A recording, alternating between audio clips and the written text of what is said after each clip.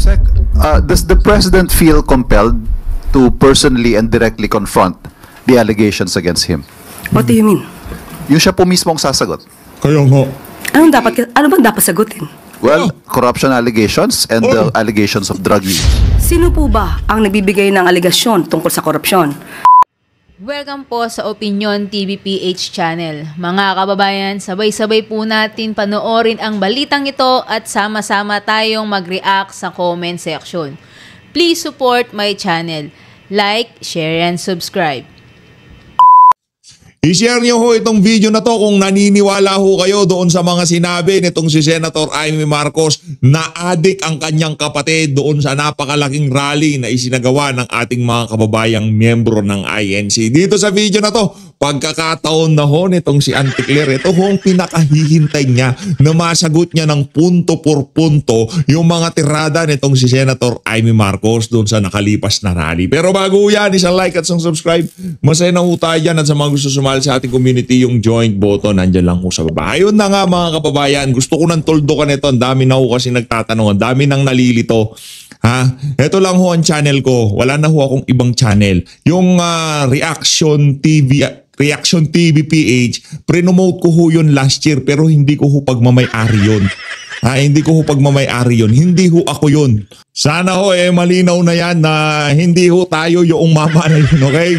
Hindi ho tayo. Marami ho kayong pwedeng panoorin dyan. Nandyan yung mga banateros, nandyan yung mga taga third floor, sila Ma'am Joey. Yan ho, malulupit din ho yung mga yan, ha? Pero kung gusto nyo hong panoorin, wala naman hong problema. Pero hindi ho ako yun sa mga nalilito. PH, sa'yo ba yung channel na yun? PH, ganito ba yan? Ganun.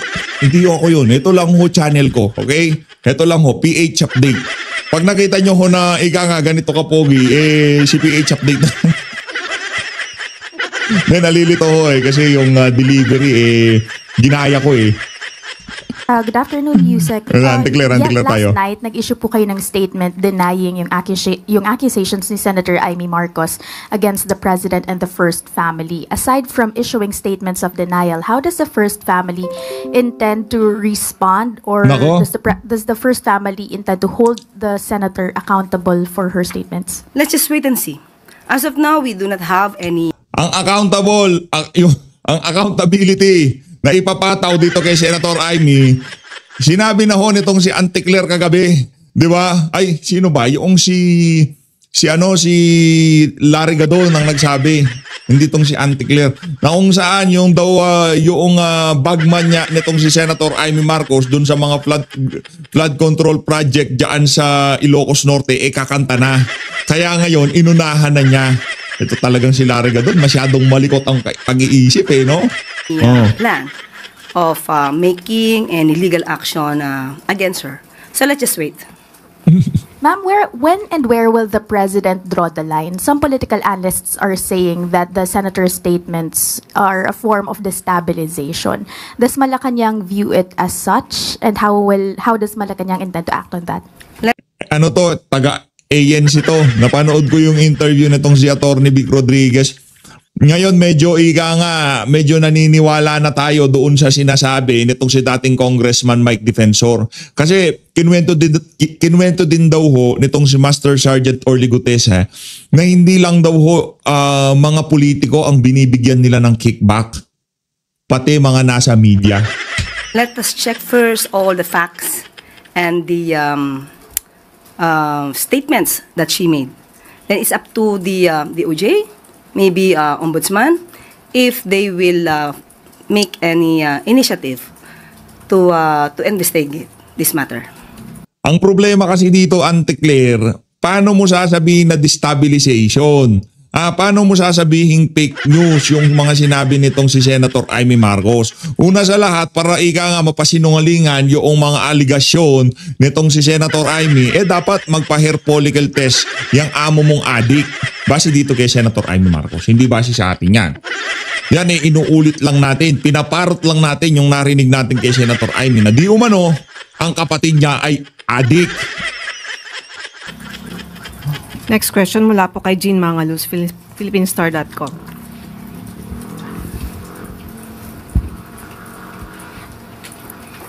Good afternoon. So the shakeup with the economic managers comes in the last stages of the budget deliberations. How will this affect the 2026 budget? And does the palace think that Tinanggal na daw ho yung etong si Adrian Bersamin.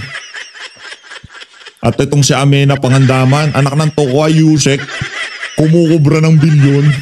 Tapos inosente ang boss niya. Pambihira niyang palakpakan ho natin ang narrative ng mga adik. Pambihira Yusek, kukobra ng bilyon. Tapos hindi alam ng principal, hindi alam ng boss. Pambihira niyan. these reassignments are enough to restore the people's trust in the budgetary process? Well, maybe it may be an issue, but we were able to talk to Secretary Go, and according to him, any reassignments of the cabinet members to DOF and DBM, they are all the same people who work on the budget, who work on the finance. So there will be no problem with that. So can we assure the people of a timely passing of the budget, Timely passing of the... 2026 budget? Yes, there will be. They are working on that. Sunod na tanong mula po kay Bella Carriazo, Philippine Star. Good afternoon, ma'am. Ma'am, yung mga kaalyado po si Vice President Sara Duterte na nananawagan ng pagre-resign na ni Pangulong Marcos. So, magiging option ba ito ng Pangulo? At categorical po na maaari niyo pong sabihin na hindi kailangan na magre-resign ng Pangulo? Kanino pong supporter ulit? Vice President Sara Duterte. So, kailangan pa po bang i-memorize ito? Anak ng tawa. O ibig sabihin no, mga kababayan, basta taga-suporta ka ng mga Duterte, wala ka na, hindi ka na pwedeng manawagan bilang isang Pilipino. Mga Pilipino na lang ho ngayon, mga taga-suporta ni Marcos Jr., sila na lang ho pwedeng manawagan ng kung ano-ano sa pamahalaan. Hindi na ho sila pwedeng, kanino supporter ulit? Anak ng tokwa. So, nakabase yung pakikinig ng palasyo na yan kung sino yung mga taga-suporta at kalaban. Ay sa bagay, nakikita naman namin yan sa pamimigay nyo nga ng ayuda at tulong sa sambayanan. Ganon din ang nangyayari. Baka pati yung mga kumukubra sa mga maleta at binibigay ni Saldico, baka tinitingnan nyo rin kung kaalyado o kalaban. Anak ng Petrang Garapata. Yan ang sinasabi ho natin dyan mga kababayan. Kaya wag ho kayong basta-basta maniniwala sa mga naretibo ngayong mga panahon na to. Piliin nyo na maigi kung sino yung mga pinapanood nyo. Yan ang sinasabi ko sa inyo. Lahat naman yata ng supporter ng Vice Presidente ang nais ay paalisin sa pwesto ang Pangulo. Bakit? Para pumalit ang Vice Presidente? So, option ba ito? The President is still working and keeps on working for the country. Wow. Wow, ang bigat nun ha. Heavy ante. Presidente daw magtatrabaho, mananatiling magtatrabaho para sa sambayan ng Pilipino, palakpakan. Ano na naman bang trip yan si Auntie Claire? Pambihira talaga, oo. Ba't walang nangyayari kung nagtatrabaho? Ba't sadlak pa rin tayo dito sa kahirapan na to at kawalan ng trabaho at lagapak ang ating ekonomiya? Saan ba, ano ba tinatrabaho niya? Baka nag-aalmusal lang siya, chongke. Sabi ni Sen Aimee, di umano inaalmusal ni Bangag, chongke. Pambihira. So, hindi po option sa administrasyon, sa Pangulo, ang pagbibitiw. Ang Pangulo ay matapang, nahaharapin kung ano man ang suliranin ng bansa. At sila mga nag-iingay, sila ay ingay lamang. Walang bilang, hindi pinapakinggan. Kahit na sobrang tindi ng hinaing ng sambayanan, mga bingi ang mga yan. Kaya nga ho, yung mga nag-iikahos na Pilipino, hindi ho nila naririnig kasi kailangan pang i-validate kung kakampi nila yung mga yon. Diba? Kalaban, Pinklawan, Dilawan, o Duterte supporter ka?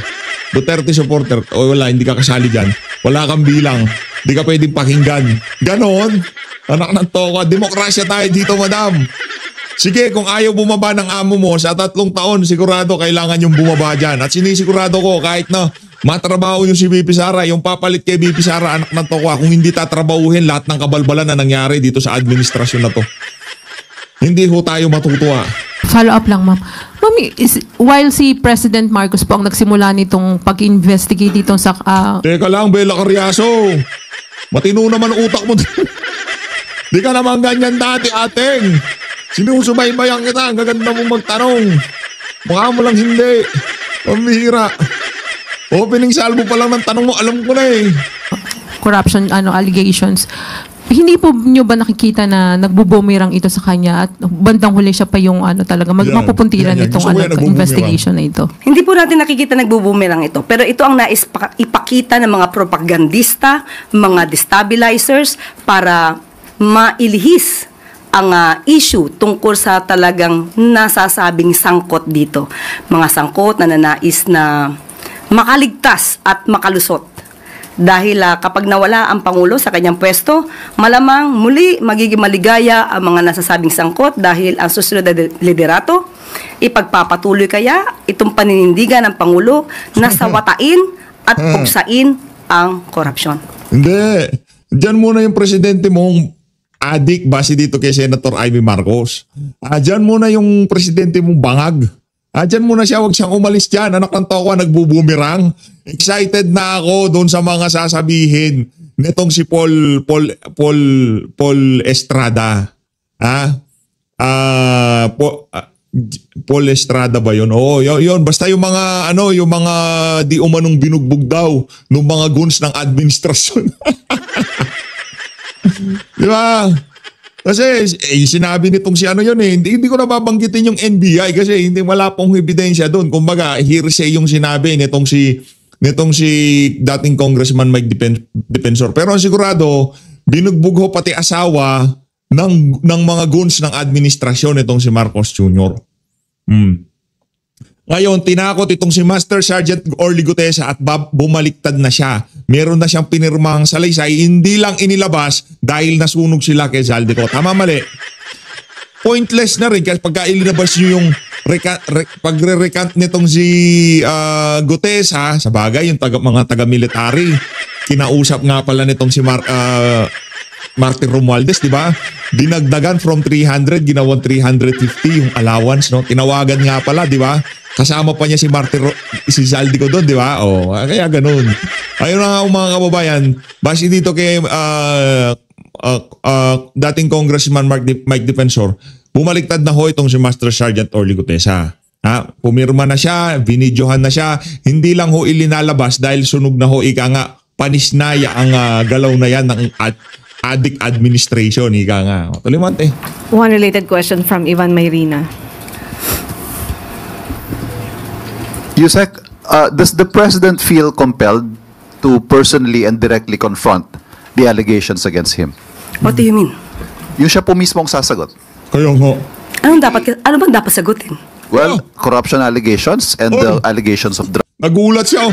Uy, alam ni Ivan yun. Siyempre, Channel 7 yan. use. Sino po ba ang nagbibigay ng alegasyon tungkol sa korupsyon? Ang sinabi ni Zaldico, pauwiin po natin siya dito, ibigay niya ang tamang mga dokumento niya kung meron siya, at saka po natin sagutin ang inyong katanungan. Ang gusto naming marinig dito, ante, si Marcos Jr. Doon sa allegation ng addict siya, nitong si Sen. Actually, hindi na allegation yun eh. Kapatid niya yan eh. Mantakin mo, hindi mo sasabihin yun sa kapatid mo na addict siya na hindi naman totoo para siraan mo lang siya. Ika nga, masyado na hong maras yun. Masyado na hong brutal yun, ika nga. Hindi mo sasabihin yun. Pero nasabi yun ni Amy Marcos kasi nasaksihan niya, siya pa nagliligpit ng mga pagkatapos daw ho nilang mag-party-party, nakikita nitong si Senator Amy. Hindi na aligasyon yun, Sir Ivan. Yun ika nga, first-hand information na kung saan nasaksihan itong si Manang Amy. Manang Amy palakpangan natin si Senator Amy Marcos. Nagalit tayo kay Senator Amy nung panahon ng kampanya. Pinapalakpakan natin siya, hindi ho dahil sinusuportahan natin siya, hindi. Yung pagiging makabayan niya, yun ang ating kinabiliban doon sa ginawa niya kagabi. Palakpakan po natin isang beses itong si Senator Amy Marcos. Share niyo itong video na to kung naniniwala kayo na addict si Marcos Jr. Kung naniniwala kayo doon sa mga sinabi nitong si Senator Amy. Pero ganun pong hindi siya magbibitiw ika ninyo. But how is this going to affect his governance? Kasi whether true or not, meron po itong impact, for example, maybe sa international community or maybe domestically, meron pong mga nagdududa sa mga aligasyong ito? Ang mga magdududa lamang dito ay yung hindi gagamit ng kanilang isipan para alamin ang katotohanan. Matagal ng issue ang mga binabato sa Pangulo. Ito ay napasinungalingan na natin. Nagkaroon na po ng resulta na galing sa St. Luke's about the drug test. At pati po yung mga AI video na ipinupukol sa Pangulo na napatunayang peke. Lahat po yan. Pustahan tayo pagka wala ka ng pwesto sa Malacanang. Hindi ka na nakikipag-jamming kay Marcos Jr. ng kantahan. Kasi pagka yun, di ba, meron silang get together, kumakanta yan. Pustahan tayo pag di ka na nakikipag-jamming sa kanya. Yung sinabi ni Amy Marcos, papatotohanan mo din yan. 10 to 20 years from now, ikakwento mo sa mga apo mo, yung mga sinabi ni Amy, totoo yun. Nunostra ko na, kumbaga ilinalatag ko na kasi yun ang mangyayari dyan. Panigurado. Yan ang nasagot na. So, hindi po ito makakasira sa Pangulo dahil alam ng taumbayan, mas maraming taumbayan ang naniniwala sa ginagawa ng Pangulo para sugpuin ang korupsyon. Sunod na tanong mula kay Alvin Baltasar, Radyo Pilipinas. Yusek, good afternoon po. Yusek, sa mga naging accusation, revelation kay Pangulong Marcos from video ni Saldico hanggang yung kahapong statement ni Senator Amy Marcos, sa assessment ninyo, nakatrigger ba ito ng public outrage against the President? Sa tingin po natin, nakatrigger ng public outrage hindi sa Pangulo. Kung hindi bumabalik ito sa kasinungalingan nila Saldico at sa ni Senator Amy Marcos. Marami na. Excited na ako pagka itong si Saldico lumabas na talaga. Yung nag-all out na siya, ilinabas niya ng mga dokumento. Lahat ho ng pagtatanggol ho nila na yan, ika nga, babalik ulat sa kanila, magbubumirang yan sa kanilang lahat. Dito kay Auntie Claire, dito, sa kanila hong lahat. Wala hong makakaluso dyan, sigurado. Na po mga eksperto, marami na rin po na mga liderato na nagpapatunay na ang sinabi ni Saldico ay kaduda-duda. Hindi magmumula sa amin, kundi yung iba mga mambabatas na nagsasabing hindi ka panipiniwala ang sinabi ni Teka Saldico. lang, huwag mong gagamitin basihan kung totoo o hindi totoo ang mga sinasabi ni Saldico. Base doon sa sinasabi ng mga mambabatas. Yung mga mambabatas na yon, kaparehong mambabatas, sila rin ang naaakusahan na magnanakaw din sila sa budget ng sambayanan. Huwag mong gamitin yon. Yan, nasa Pilipinas, kaya lahat ng pagpapakaaso, itong mga congressman na to, yung nagpa-press-con, lahat ng pagpapakaaso kay Marcos Jr. gagawin ho nila. Dahil meron din hong mga mga issue na nakaatang sa liig ng mga yan, na anumang oras pwedeng bumagsak. Diba? Kagaya nitong kay Dong Gonzales, kay J.J. Suarez, kay Dilipe, kay Garjola, lahat ho sila. O yung iba ngayon nananahimik, wala na yung mga maaangas na young guns. Ortega, ano na? Uy, do something. Ortega, please. Kaya mas mabuting umuwi siya dito para patunayan niya ang kanyang mga bintang. Bintang na sa ngayon ay walang basihan. Patungkol kay Senator Amy, kitang-kita naman po natin kung sino ba yung kanyang pinoproteksyonan. Kitang-kita nyo na ang Pangulo ang gusto niyang sirain, pero ang pinoproteksyonan niya ay yung may issue tungkol sa korupsyon na si Vice Presidente. Wow. Hindi man lang niya iningay. Sulit na sulit yung bayad dito kay Auntie Claire, no? Yung dapat yung presscon pag-uusapan about sa kumusta na ho ba yung estado ng Cebu? Ano na ho ba yung mga nagawa ng estado doon sa lugar na yon, di ba? Ang binibida ho niya, sa bagay, atakdog ka nga pala. So, yan nga pala ang sole purpose mo dyan. Yan ang trabaho mo dyan. Maging atakdog. Ayan, ang patungkol sa issue ng confidential funds.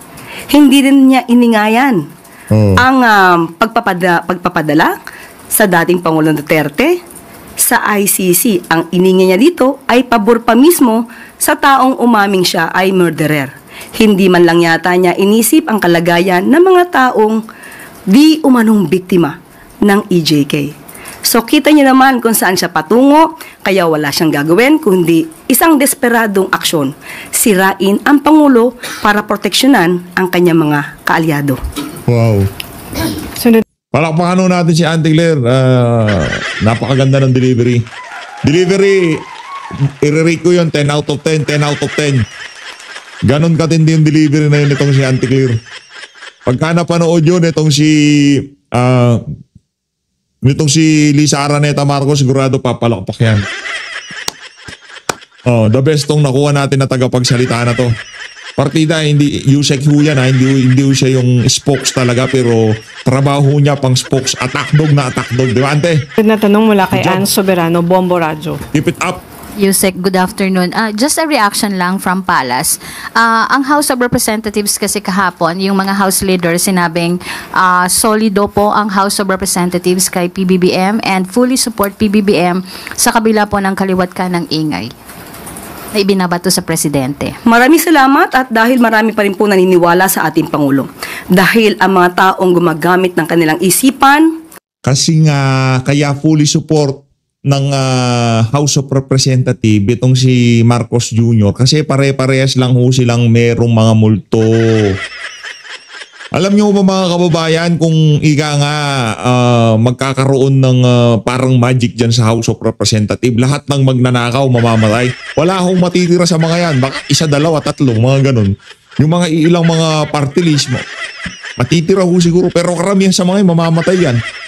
Kasi kaya nila sinusuportahan si Marcos Jr., alam ho nila pagka bumaksak ang administrasyon na to, kasabay ho yung pagbagsak nila. Diba? Kaya habang ang administrasyon na to nakakasurvive sa bawat araw, yung naghihikauso yan yung tipong, yung bawat araw na lumilipas, yung tipong talagang inaano lang tinutulak lang talaga Diba? Wala na ho talaga mga kababayan. Pag dumating ang panahon, Vice President Sara Duterte, yung mga congressman na talagang todo suporta kay Marcos Jr., lahat ho yung mga yan. Sigurado tayo, may bagahe ho yung mga yan. Karamihan sa mga yan magnanakaw. Wala ho tayong pinapangalanan. Kasi paano mo susuportahan? Kung tayo ho siguro, congressman dyan, malinis ka, anak ng tokwa, ganito na nangyayari, kapatid, nagsabi na mismo na adik ang kanyang kapatid, di umano, mag-all out na ho ako. Ala Congress meow na ho ako. Ano pang tatago mo, anak na tokwa? Mismong kapatid na nagsabi na adik yung kanyang kapatid, wala na nga di umano, first hand yun Senator Amy Marcos yun Senator Amy ang nagsabi na adik si Marcos Jr. Pambihira. At nag-a-assess ng katotohanan, maniniwala sa ginagawa ng Pangulo. Ang pagsugpo sa korupsyon. Alam nila na ang lahat ng ibinabato sa kanya at ingay na ibinabato ng mga destabilizers ay pawang ingay lamang upang magdulot ng kaguluhan sa ating bansa. Ma'am, nasagot niyo naman po yung issue na yung regarding sa legal na hakbang ng posibleng legal na hakbang na gagawin ng first couple laban kay Senator Amy Marcos. Sabi niyo wait and see. Pero kukuha lang po ako ng reaction din. Si Majority Leader Sandro Marcos nagbigay din ng pahayag kay Senator Amy at sinabi niya na hindi ito asal ng isang tunay na kapatid. Tinawag niya itong web of lies. Reaction lang po. The Palace. Yung kasinungalingan naman po talaga, kitang-kita niyo naman po. This is the same playbook ng kanyang mga kaalyado. Unang araw pa lang yata sa Maisog Rally, ito na po ang iniingay. Pero after a while, nagsalita ang dating Pangulong Duterte na walang katotohanan ng kanyang binibintang patungkol sa paggamit ng droga laban. Isa ka pa sa mga hindi nakakaintindi ng sarcasm. Ramdam na kasi rin ni ni Tatay Digong na nga yung mga sinasabi niya talagang pinipick up na ho pati mainstream media yung mga tirada ni Tatay Digong. Hindi ko sinabing adik yang si Marcos Jr., 'di ba? Hindi naman inano niya itong si Tatay Digong binawi niya, kumbaga mahilig ko kasi sa ganun si Tatay Digong, yung tipong pinaglalaroan niya yung mga nakikinig sa kanya. Ngayon, itong si Auntie Claire, ngayon ginagamit niya, si Tatay Digong na naman ngayon, maya-maya niya, sasabihin mo na naman na hindi mo pagkakatiwalaan. Pero ngayon, ginagamit mo naman yung kanyang mga pronouncements sa nakaraan. Pambihira ka talaga, Auntie Claire, napakasama ng ugali mo. Kay Pangulong Marcos Jr. So paiba-iba ng kwento, pero isa lang ang adhikain, tanggalin ng Pangulo sa pwesto. Yun po sinabi ni Majority Leader, ma'am. Sorry. Hindi ito asal ng isang tunay na kapatid. At yun nga, ano po yung reaction ninyo dyan? Well, I cannot speak for Congressman Sandro. Kung ano po ang sinabi po niya, although meron akong kopya, sabi niya, hindi ito asal ng isang tunay na kapatid. I think he's talking about the character, the attitude of being a sibling. So, totoo naman, sa kapwa natin Pilipino, hindi naman talaga asal ang manira ng sarili mong kapatid. Tama naman ho yan. Sunod na tanong mula kay Hindi niya Samuel kaya Medinilla, naman Business siya. Baka Mirror. umiyak pa yan. Good afternoon po, ma'am. Nung mga nakaraang linggo, nakapagbigay na po ng assurance yung Malacanang regarding po dun sa mga economic indicators tsaka targets na ma-achieve. Kaso recently po, after po mag-resign ni Executive Secretary at ni DBM Secretary Pangandaman, can the government is the government still confident na ma-achieve pa rin niya yung mga economic targets niya this year? Yes po, yan po nga ang ating good news. Meron pa bang target itong si Marcos Jr. pagdating sa ekonomiya ng ating bansa? Pambihira, meron pa ba siyang target? Ano nang Petrang Garapata? Sa lagay na yan, may target pa ho siya. Paano na lang kung wala pa, di ba? Pambihira. Ekonomiya ng bansa na nanatili matatag at bukas para sa mga investors. So mamaya babanggitin ko yan. Follow-up na lang po. Bali, paano po ma-maintain ng Marcos administration yung trust ng public at ng business sector? Unang-una, ano po ba ang nilalabanan ng Pangulo? Kitang-kita po natin ang nilalabanan niya, korupsyon. Kapag po ba kayo ang investor, hindi po ba mas gugustuhin niyo ang leader na kumakalaban sa mga korupsyon, sa mga maanumalyang trabaho sa gobyerno? So, kung kayo investor, mas dapat kayo magtiwala sa panahon ngayon ni Pangulong Marcos Jr. dahil kahit mismo siya, ang gusto niya, malinis ang bansa mula sa korupsyon. Paano nga niya malilinis? Base dito kay Senator Amy Marcos, adik daw yung kapatid niya. Paano mo lilinisin? Di ba? Ang bansa mo, kung wala ka sa tamang kaisipan, base dito kay Senator, ading, umuwi na tayo. Hahawakan ko ang kamay mo. Di ba? Wala kang malilinis. Sa susunod na 3 taon, kung mananatili pa rin tong si Bangag, wala akong mangyayari sa bansa natin. Anak ng Petrang Garapata, pagpasok ni Bibi, ayusin ho natin itong sistema na to. Walang mangyayari dito, sinasabi ko sa inyo. Yung tipong ang politika natin ganito may mauupong matino kagaya nitong si dating Pangulong Rodrigo Duterte. Ngayon, yung mga kalaban sa politika, maghihintay lang ho ng 6 na taon, tamang pagkakataon, para makuha ulit nila kapangyarihan. Di ba? Yun ang problema natin dito mga kababayan. Kailangan hindi na ganun yung sistema natin. Kahit na sino maging presidente, yung nakaplano na, wala nang bago-bago. Kahit sino pa dyan, kahit sino pang presidente dyan, wala ka nang pwedeng baguhin dyan. Ang choice mo lang, itutuloy mo o itutuloy mo. Yun lang. Wala kang ibang choice na gawin mo gusto mo, kagaya nitong si Bangag. Polisiyan nitong si dating Pangulong Rodrigo Duterte, tapusin ng malawakang korupsyon, problema sa illegal na droga. Yan ang mga tinatarget noon nitong si dating Pangulong Rodrigo Duterte, di ba? Nung pagpasok ko niya, lahat ho yun nahinto. Korupsyon, naku, umaagos ng pera. Nakita nyo naman ho kung anong klaseng korupsyon ang nangyayari sa administrasyon na to. Hindi ho, ika nga, bag-bag ang pinag-uusapan natin dito. Mali-maleta ho mga kababayan. Ganun ho katindi dito. Corruption. Bale ma'am, so far wala pong business sector, business group na lumapit sa Malacanang para mag-follow up kung ano na nangyayari dun sa mga cabinet. Wala akong update sa ngayon. Thank you po. Isang related question mula kay Chloe Ofana, Business World. Good afternoon po. Yung pag-a-assign po kay Secretary Recto as ES, isa po ba doong reason is yung para matulungan po ang Philippine economy to improve sa quarter 4 and ma-reach po natin yung GDP growth target natin for the year? Hindi naman nawawala ang pagiging ekonomista kay Executive Secretary Ralph Recto. So kung ano po yung maitutulong niya, ibibigay niya naman po yun. So we expect po a bigger role from Secretary Recto po para to reach these targets. Yan naman po ang kanyang pinangako. Thank you po.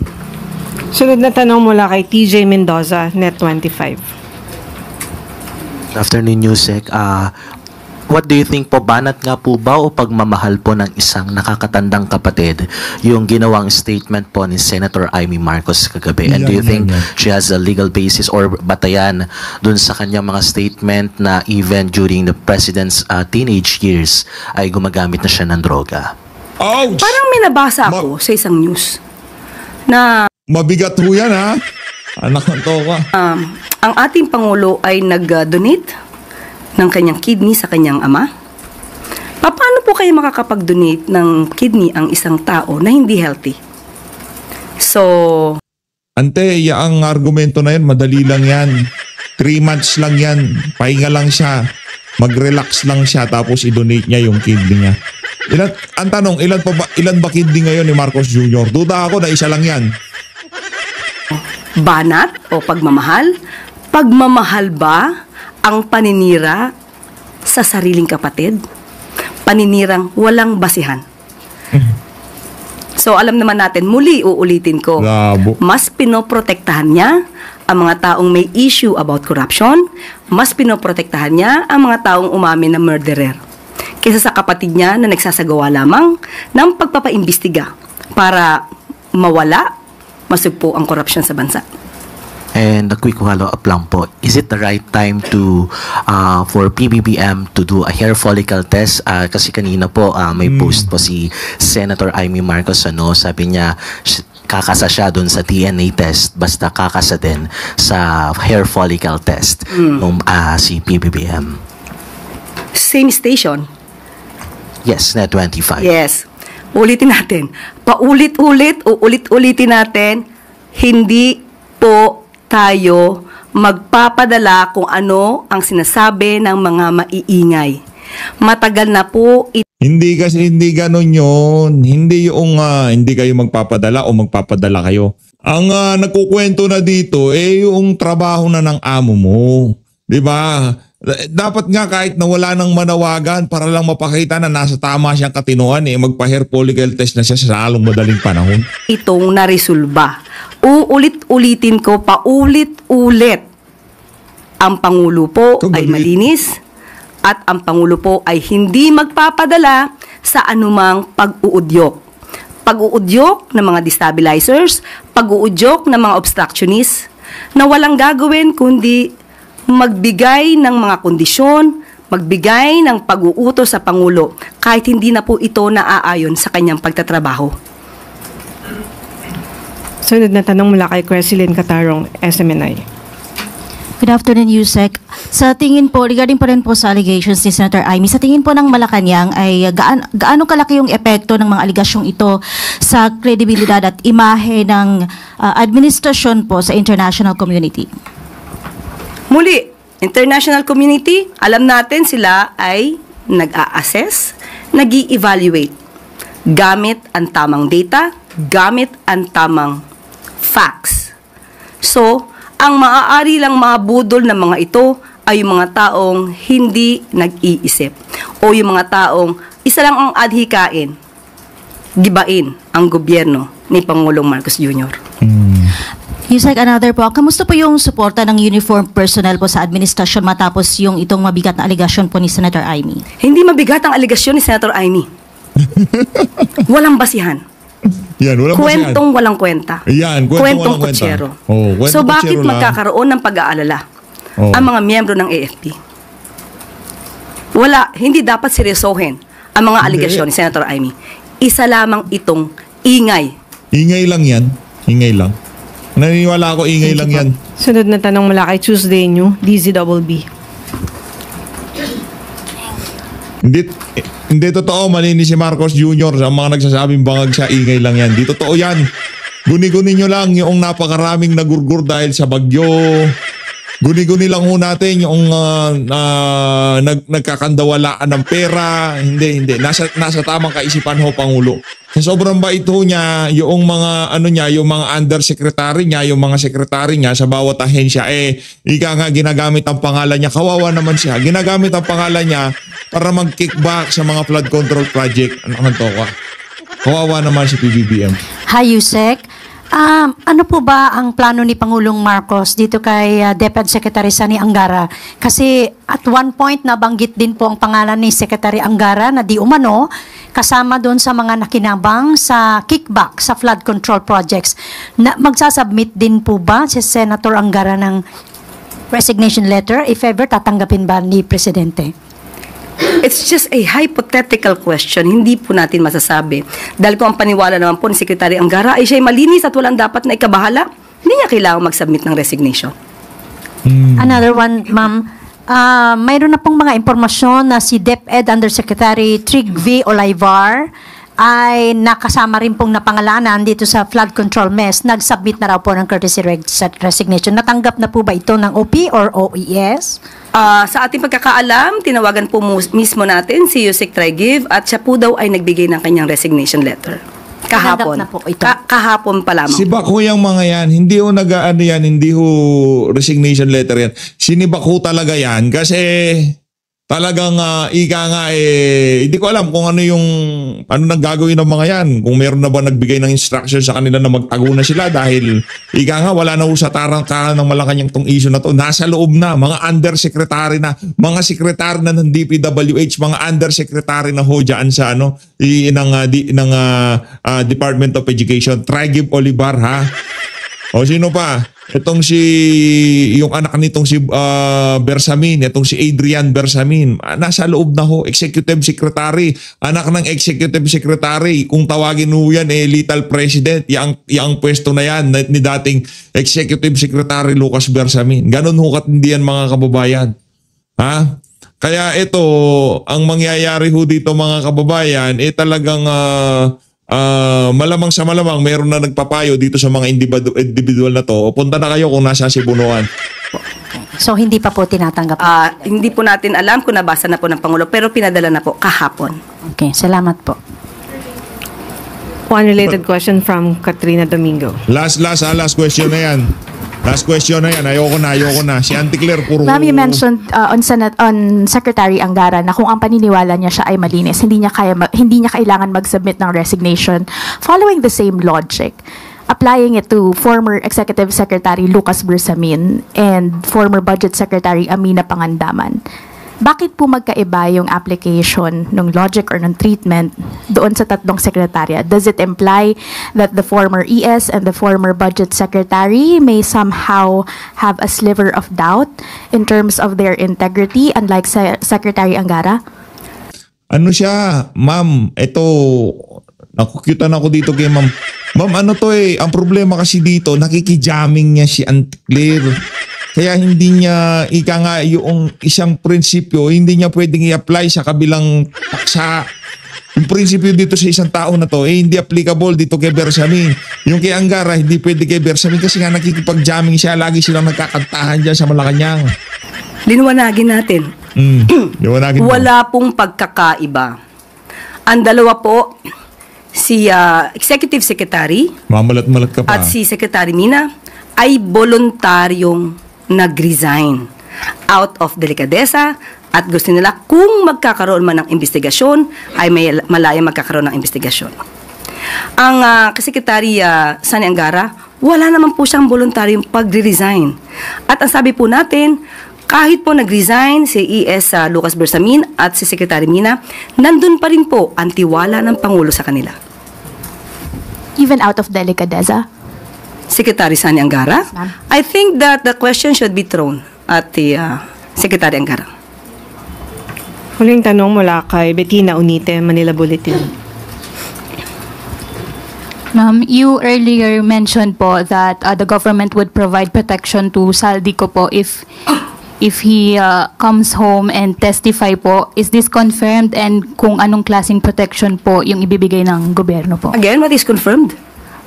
Kung magbibigay ang gobyerno ng protection po if he comes home and testifies. Kahit naman po sinong Pilipino ang uuwi dito at sinasabing nanganganib ang kanilang buhay, bibigyan po ng protection ng gobyerno.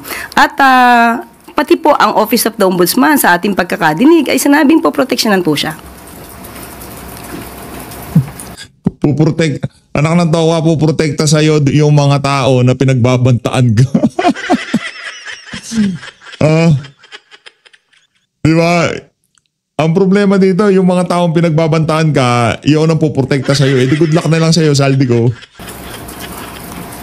Okay, Ivan Mayrina, GMA 7.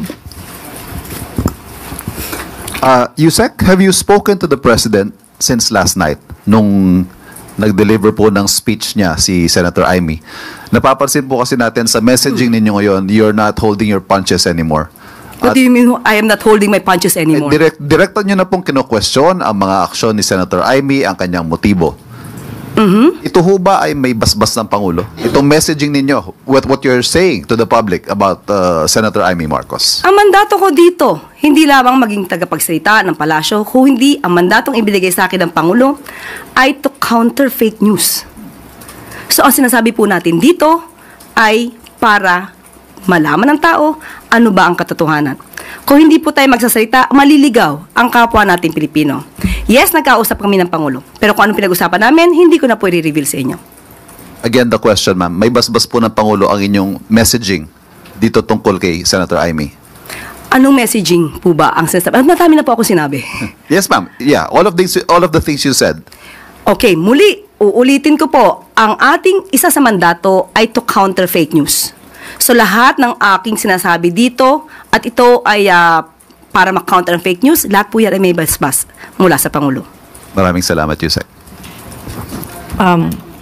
Tuesday New DZWB. Ma'am, pahabol lang ano po. Ang business group po, ECO, particularly si Ginoong Sergio Ortiz Luis Jr., ay tahasan na pong nagsalita na dismayado sila sa nangyayari ngayon, nakakapirwisyo na raw po sa kanilang mga negosyo itong nangyayaring anomalya sa flood control projects, aligasyon sa Pangulo. Parang ang sinasabi po niya ay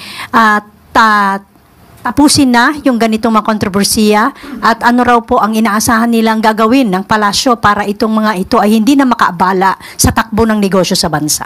Totoo naman po, ang mga ingay na to nakakaapekto po to sa ekonomiya. Pero ano po ang maaaring gawin? Isinisigaw ng ibang mga grupo.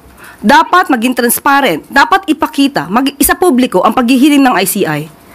Pero ang pagsasapubliko ng anumang hearing, nakakapagdulot ito sa pagpapagulo. Although nakikita natin ang katotohanan, pero nagiging issue siya everyday. At itong mga isyong ito ay nakakaapekto sa ekonomiya. So, paano pahihintuin to? Kapag ipinahinto na isa publiko ito, sasabihin naman ng mga Isa publiko nyo, walang isyong ganon, walang problema. Tatanggapin natin kung ano sasabihin nila. Pero dapat isa publiko nyo yan.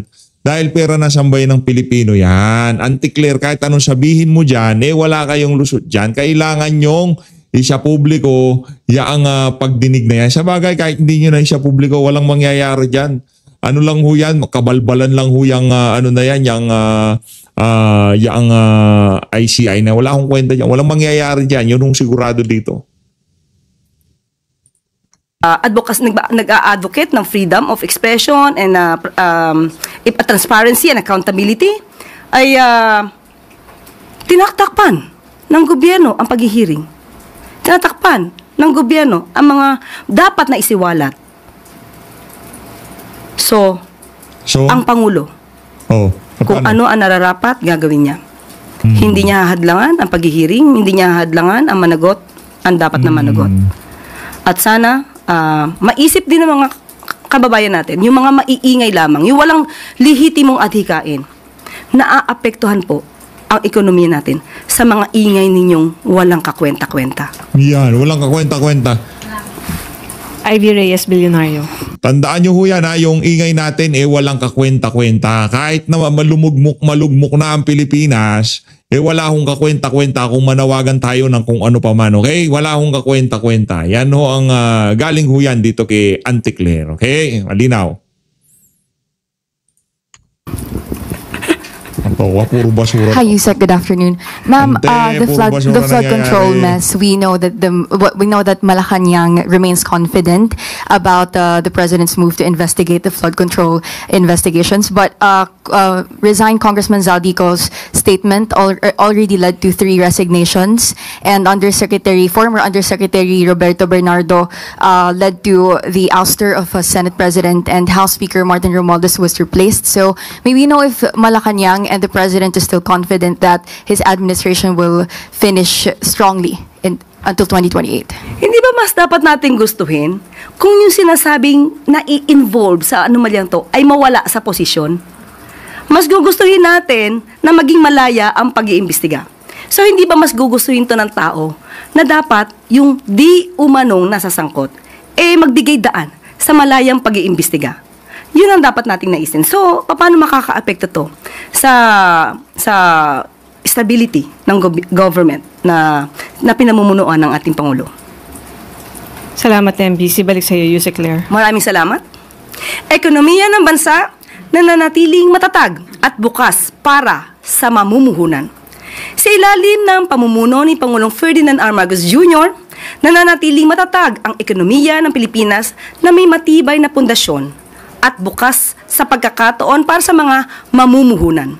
Ito ay sa kabila ng mga hakbang ng administrasyon na wakasan ang malawakang Ayun na nga mga kababayan, dito na natatapusin ang kabalbalan nitong si Auntie Clara. So Luis, maraming salamat po sa pagsuporta sa PH Update. Mag-ingat po kayo lahat. Mahal natin Pilipinas. Auntie Clara, ingat.